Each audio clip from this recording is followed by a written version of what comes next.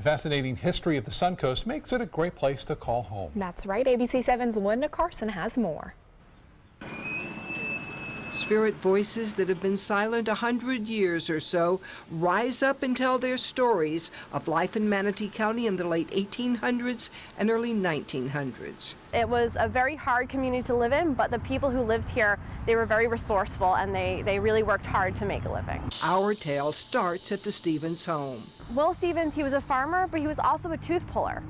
So he would have people come and he kind of operated as a dentist out of the house. The play Spirit Voices starts with the death of Stevens' young daughter. It starts out with the funeral of Delia Stevens, who died in 1913, I believe, from appendicitis.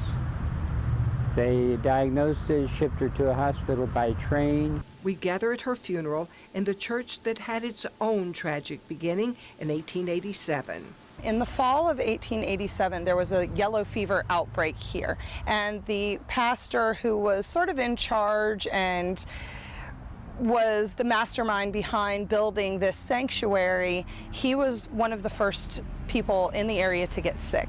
And so they had to halt construction because there were so many people ill in the village. From the funeral for the child, we go to the cemetery where the spirits step from behind the tombstones and tell their life stories. This cemetery is the final resting place for many of Manatee County's early settlers. The cemetery was started in 1850 and it was the first organized burying ground here in Manatee County. Some pretty interesting characters reside here. We have Captain Bunce, who is not sure whether he was a pirate or a fisherman. You will see Farabah Jane Von Cooper, whose father was a Revolutionary War soldier, and here tales about his experience with the war and tales about her experience here in Manatee County.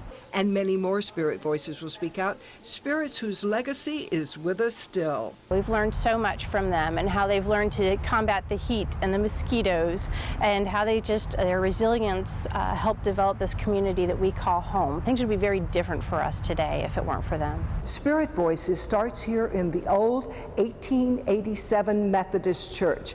It's on Thursday, Friday, Saturday, and Sunday, this weekend and next. This is the last year for it. It will tell you a story you will never forget. Linda Carson, ABC 7, your Suncoast News.